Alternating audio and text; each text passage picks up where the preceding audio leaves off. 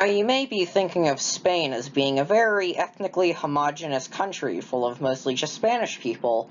Well, you'd be wrong, because there's three specific parts of it that we're going to be talking about that are really weird. Now here we just have the average map of Spain. However, to get to the parts that we want to, we need to zoom in more. We need to zoom in more. There we go. These are the three different parts that we're going to be discussing. There's Catalonia, Galicia, and the Basque Country. And if you know your geography, you know exactly what we're getting into. Here's a little friendly disclaimer. The following three regions that we're going to go over, they're not countries. While many of them have independence movements that are trying to be countries because they're very, culturally and historically different from Spain, they are not technically considered countries by the UN, which is why I'm not going to consider them as that. They're actually just considered to be historical or geographical regions of Spain, because they're just considered as, some of the states of Spain. So just remember that. This is a map of Catalonia. Now, Catalonia's capital city is located along the eastern coast. It's a little city, you may have heard of it before. It's called Barcelona, Spain. Yeah, that's where Barcelona's at. Who knew? Now, Catalonia has a population of around 7.5 million people and was discovered all the way back 200,000 years ago from the earliest evidence we have here. Their main language is Catalan, and here's some examples. It's a weird mixture of Spanish and French, which is one of those weird kind of mixture languages we keep seeing in these areas, except Catalan is its own language, though. So this is subscribe to my channel or else. Wow, crazy. I don't know if that says. This is I like dogs. Wow. This one is can I speak to the manager? Crazy. I don't know what any of these say. They could say anything and I wouldn't know. Now, let's say hypothetically, you and Unky Steven go to Catalonia and you want to go and tour some places. Well, luckily, Catalonia has no shortage of things to do or sights to see. Let's take a gander at a few things you can do, specifically in Barcelona. In Barcelona, you can check out all of these churches everywhere. They're really tall and they're very beautiful to look at and have really nice old-style architecture. There's also all sorts of historical museums and various buildings that are very, very old, even dating back thousands of years ago. And there's also an amusement park in the more modern areas, so you'll never have a dull moment. Catalonia had always seemed separate from Spain culturally and linguistically, and you have to remember that when looking at all of the different states of Spain, each different state has a very different culture from one another, and while they may share various common things with each other, a lot of them do a lot of things differently. And historically, Catalonia's culture had always been very bold and dominant and secluded to just the area that it's in. However, during the fascist years of Spain, it remained squashed and repressed. But ever since the culture started to return and we've seen a rebirth of it in recent years, we get to see some of the more neat aspects of it, like its colorful small housing, a complete separate language, and even an independence movement. Next up on the list we have, and after looking it up on the web, I have now been informed that it is pronounced Galicia, I think.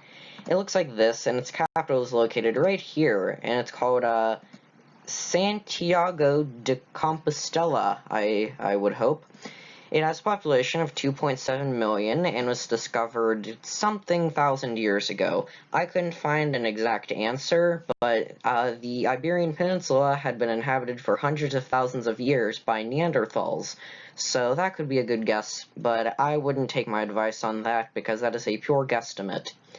Its main language is Galician, which is a very strange-looking language because it looks like Spanish, but with other different roots mixed in with it. Here's a few examples to see what I'm talking about.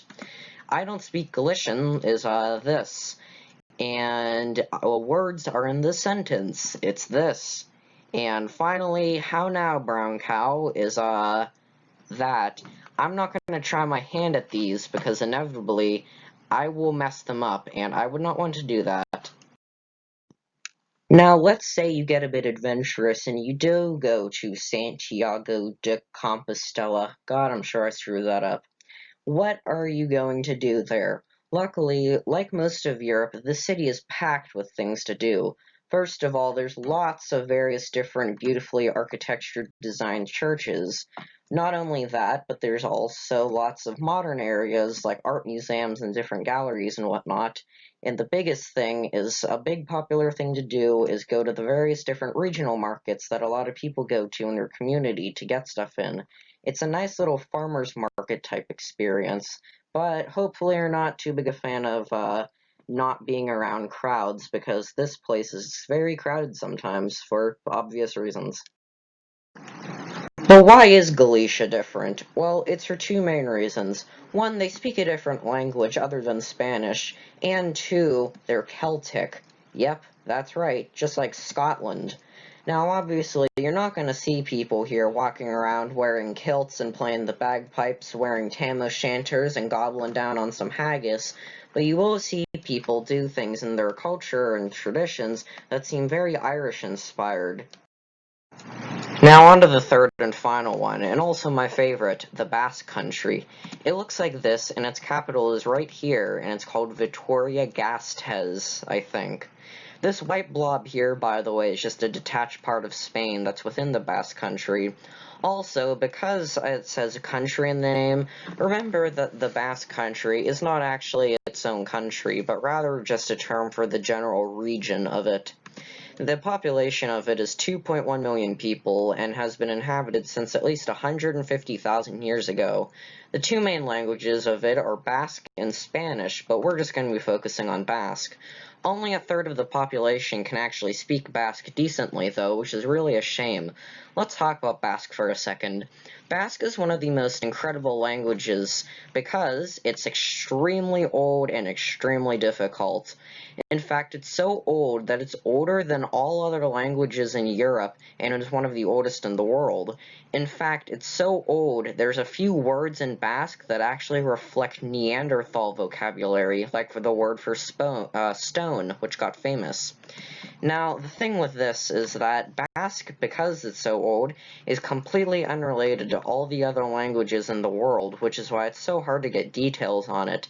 It's just completely isolated from everything. It's like an alien language. Let's take a look. So, I'm going to pet a dog is, this. Yeah, I'm not saying that. My favorite color is yellow. It's this. And I can't speak Basque. Well, gosh golly goober if it wasn't this. Yeah, believe me now? Look how hard that is. That ain't Spanish. But what would you do in the Basque Country if you went there? Well, some things you can do are you can tour around the old historic neighborhoods that are hundreds and hundreds, or some are even a few thousand years old because of how long people have lived there. Or you can go hiking in the Pyrenees Mountains that surround the Basque Country, which are supposed to be very nice mountains to hike. Or you can go to some of the sunny beaches along the coastline in the north. It's all up to you, really. This place has a lot of stuff. Now, why are the Basques so different? Well, let's take a look. So, first of all, they speak a different language that is so far gone from Spanish it's insane.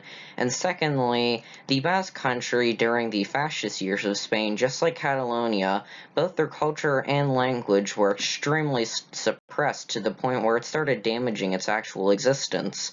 But ever since then, now that they're allowed to speak it again and perform with the things they do again, they're still very pro-independence and want to be their own country. So while the rest of Spain was bullfighting and flamenco dancing, here's the Basques living in the mountains toting guns, just waiting for their revenge one day. By the way, notice I put a tam o' shanter on him. That's because the Basques have trace amounts of Celt DNA in them. Huh? Didn't you learn something new? Well, take care, friends. I hope you have a great day. I really like doing this episode, and I feel like my videos are improving more.